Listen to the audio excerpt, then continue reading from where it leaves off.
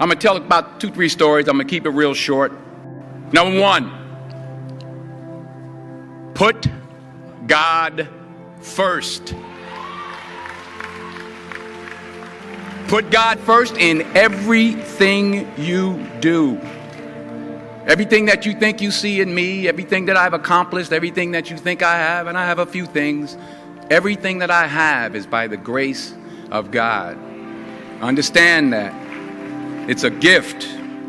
40 years ago, March 27th, 1975, it was 40 years ago, just this past March, I was flunking out of college. I had a 1.7 grade point average. I hope none of you can relate. I had a 1.7 grade point average. I was sitting in my mother's beauty shop. They still call it beauty shops now? What they call it now? Yeah, I was sitting in the beauty parlor. I was sitting in my mother's beauty parlor, and I'm looking in the mirror, and I see behind me this woman under the dryer. And every time she looked up, every time I looked up, she was looking at me, just looking me in the eye. And I didn't know who she was, and I said, she said, somebody give me a pen, give me a pencil, I have a prophecy. March 27, 1975, she said, boy, you are going to travel the world and speak to millions of people. Now, mind you, I was flunked out of college. I'm thinking about joining the army. I didn't know what I was going to do, and she's telling me I'm going to travel the world and speak to millions of people. Well, I have traveled the world, and I have spoke to millions of people. But that's not the most important thing, the success that I had. The most important thing is that what she taught me and what she told me that day has stayed with me since. I've been protected. I've been directed. I've been corrected. I've kept God in my life, and it's kept me humble. I didn't always stick with him, but he always stuck with me. So stick with him in everything you do. If you think you want to do what you think I've done, then do what I've done and stick with God. Number 2, fail big. That's right. Fail big. Today is the beginning of the rest of your life, and it can be very frightening. It's a new world out there. It's a mean world out there, and you only live once. So do what you feel passionate about. Take chances professionally. Don't be afraid to fail. There's an old IQ test, was 9 dots, and you had to draw 5 lines with a pencil within these 9 dots without lifting the pencil. The only way to do it was to go outside the box. So don't be afraid to go outside the box.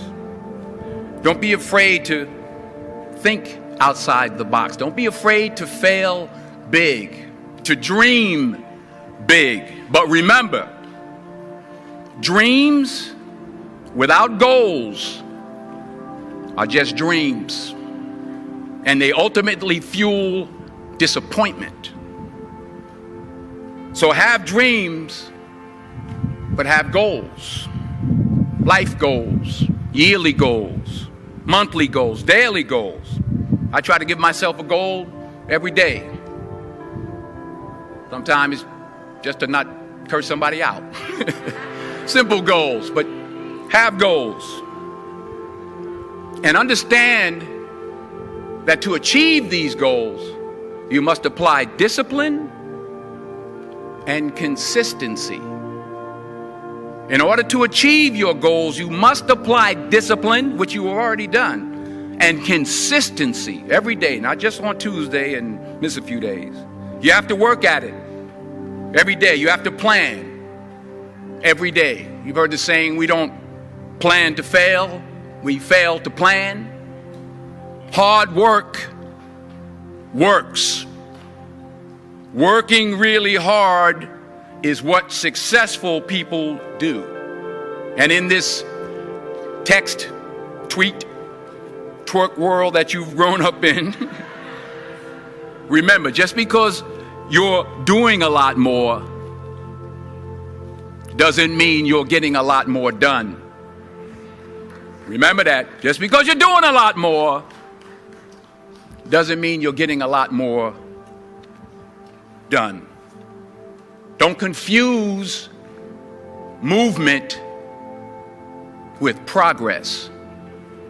My mother told me, she said, yeah, because you can run in place all the time and never get anywhere. So continue to strive, continue to have goals, continue to progress. Number 3, you'll never see a U-Haul behind a hearse. I'll say it again. You'll never see a U-Haul behind a hearse. I don't care how much money you make, you can't take it with you.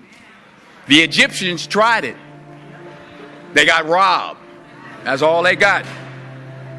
You can't take it with you. And it's not how much you have. It's what you do with what you have.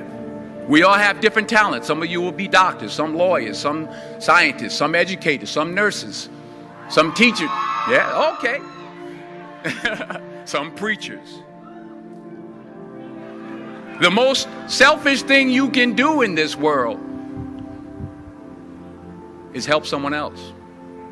Why is it selfish? Because the gratification, the goodness that comes to you, the good feeling that I get from helping others, nothing's better than that. Well, one or two things, but nothing's better than that. Not jewelry, not big house I have, not the cars, but it's the joy. That's where the joy is, in helping others. That's where the success is, in helping others. Finally,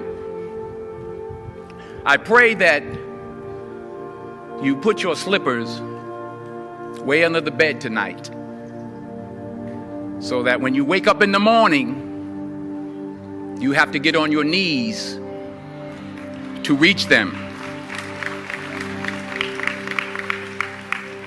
And while you're down there, say thank you for grace. Thank you for mercy. Thank you for understanding. Thank you for wisdom. Thank you for parents. Thank you for love. Thank you for kindness. Thank you for humility. Thank you for peace. Thank you for prosperity. Say thank you in advance for what's already yours. It's how I live my life. That's why I am, one of the reasons why I am today. Say thank you in advance for what is already yours. True desire in the heart for anything good is God's proof to you, sent beforehand to indicate that it's yours already. I'll say it again. True desire in the heart, that itch that you have, whatever it is you want to do, that thing that you want to do to help others and to grow and to make money, that desire, that itch, that's God's proof to you, sent beforehand already to indicate that it's yours.